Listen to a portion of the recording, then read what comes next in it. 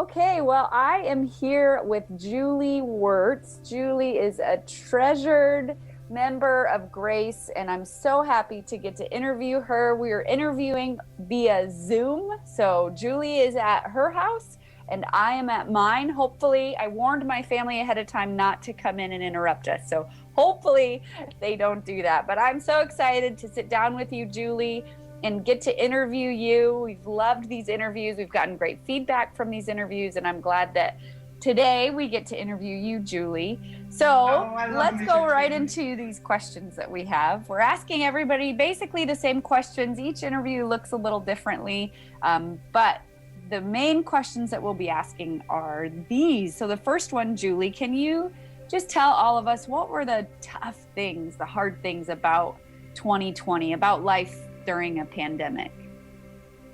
Okay, well, a lot of it, had said I'm trying to think back because it's evolved and changed, but right at the beginning, one of the most discouraging things was some friends and I from church had a trip planned to Germany, and we were within a couple weeks of going when they closed the borders, and so what a bummer.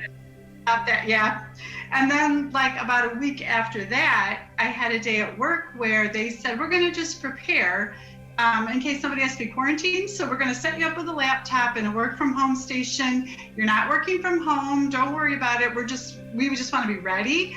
By that afternoon, that had changed from you're working from home. You need to get your stuff, and anybody that can be home is going to be home. So I was like, okay, I hadn't really mentally prepared for. Yeah, that was about probably a week before the governor did the stay-at-home order. And then I also, so my routine was, I'd go to work in the morning, I'd go to the gym after work or life group or whatever, so I was very busy.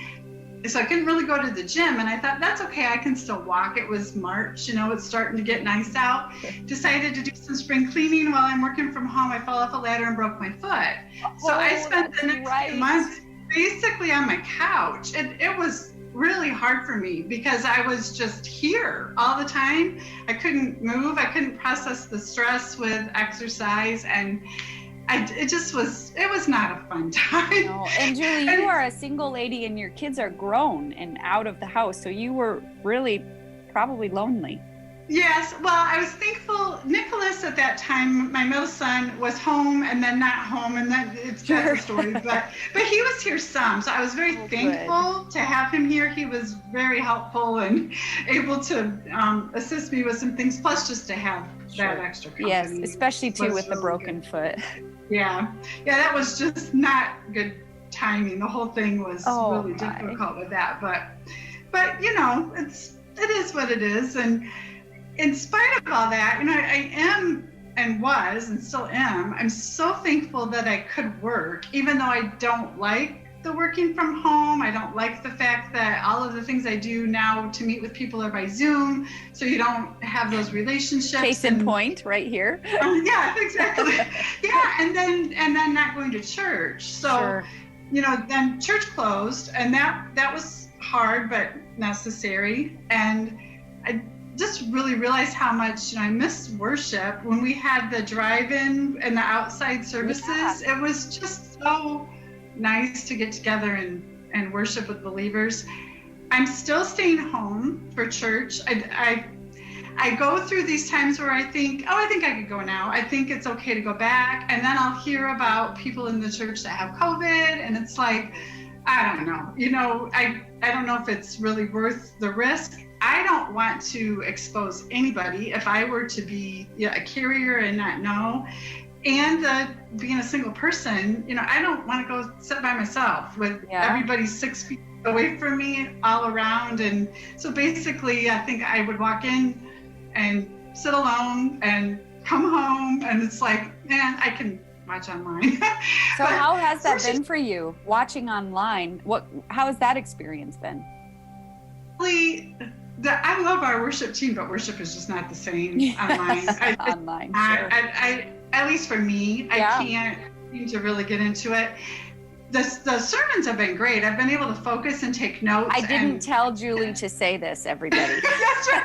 I meant to give you a prop. The part's been good been good for me because I'm focused. You know, I'm listening to what you're saying. Sure, that's understandable. Yeah, so that's been okay. But I miss my life group ladies, and I miss getting together. There was a point during quarantine. I'm trying to remember. I want to say like end of April, first part of May, when it was warm outside. And I remember one day, Jane and Carrie and they brought lawn chairs because I still was not real mobile with driving. And we sat in my front yard, so many feet apart, for a couple hours in the sun. And it was, so good. And then I did it with Diane just a few days later, like the next weekend. And she was out in the sun, and we decided to try that. And it's like, so nice to know there are ways, okay, we can get together and this will be okay. And it was really good. Get creative. And we had to through 2020. What were some of the other painful things that you walked through in 2020?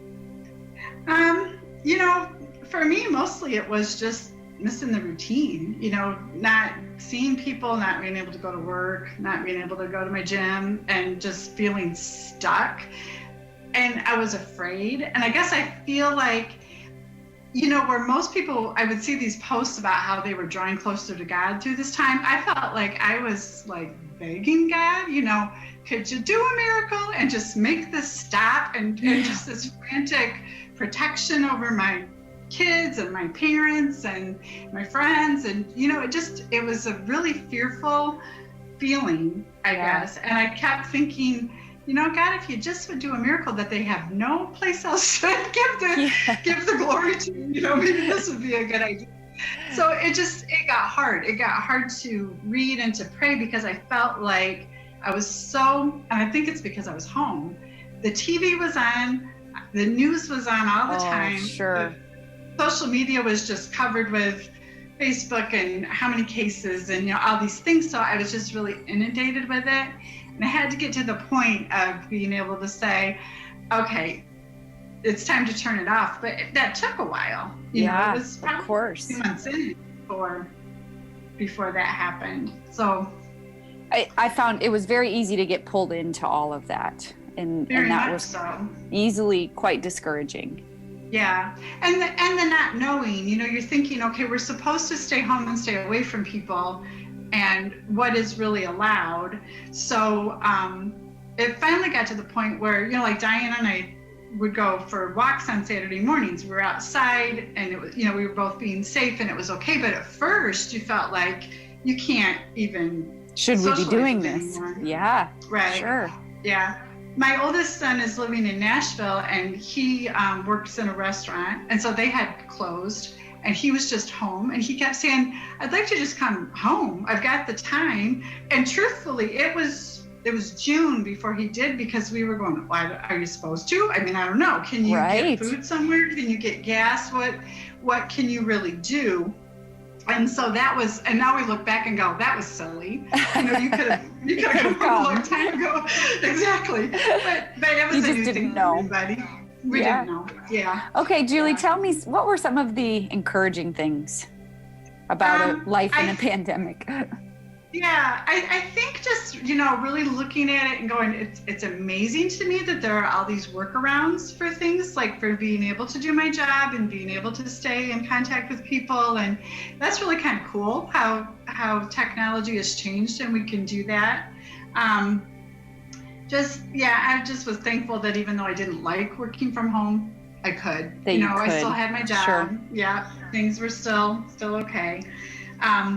One thing that I thought was really cool was seeing the way that you and Luke responded and seeing our church in action. So I got to be part of that team that, reached out to a certain amount of people weekly and just touched base with them. And that was good for me. It gave me some purpose to do that. I really liked that. And it really blessed me later when I talked to people that went to other churches who maybe said, I haven't heard from anybody from my church since this has started. He's checking in, and it's like, that took some organization on your part to give us all, I also didn't tell her to say this. No, but I really thought it was cool. I mean, that shows the heart of you and Luke to just make sure that everybody is being checked on and taken care of and know if there was a problem. And I thought that was awesome. that was a real blessing. Julie, what are some things that you're setting your mind to in 2021? Well, even though I can't go to the gym, it's like I need to try to move every day. Yeah. I'm thankful it's starting to get warmer. I can go for some walks again, but just trying to get creative with doing some of those things at home. Sure. And I'm missing that quite a lot. Another thing is you seriously are gonna have to pay me when we're done with this. I have another plug for you. The sermon that you gave, it was the New Year's sermon, I believe. It's the day that Luke was sick and you ended up stepping in. Oh dear, I don't want to talk about that sermon. But you preached a sermon about obedience and about getting into the word and praying just out of obedience. And I go through times, and especially when things are stressful and a lot of times reading the Bible feels routine to me.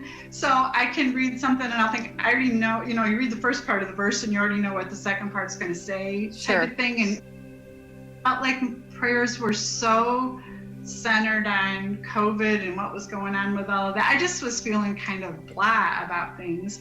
And I'd gotten pretty lackadaisical about them reading. And like I said, I'd see people would talk about how this has just brought them closer to God. And I thought, man, I'm not doing this right.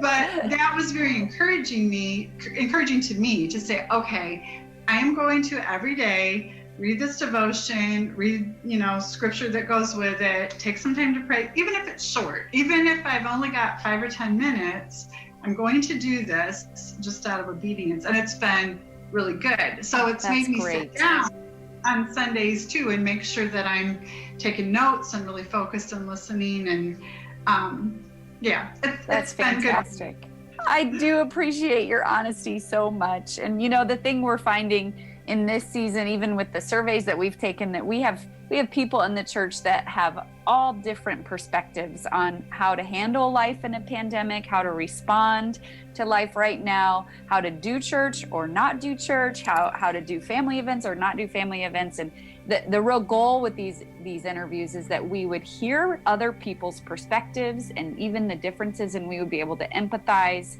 and listen. And so I appreciate your honesty and your willingness to share. Thank you, Julie. It's really good. And just one last thing as we wrap it up, just really quickly, what we've been going through the Beatitudes, which one for you stands out the most? You know what? I had to read them all again because I never really had like a favorite one. Sure. But I thought I would pick the one about blessed are the pure in heart, for they shall see God. And I guess I interpret that as, if we're Christians and have Jesus in relationship with him, we have a pure heart, and that we can see him not only just in heaven, but to see him in our daily lives and be able to hear him and follow what he's showing us to do. So I think I pick that one because I need to be able to, That's great. Give us pure hearts, Lord, as we follow you. Well, thank you, Julie. Appreciate you saying yes to this interview, and I know people will be blessed by it. Thank you.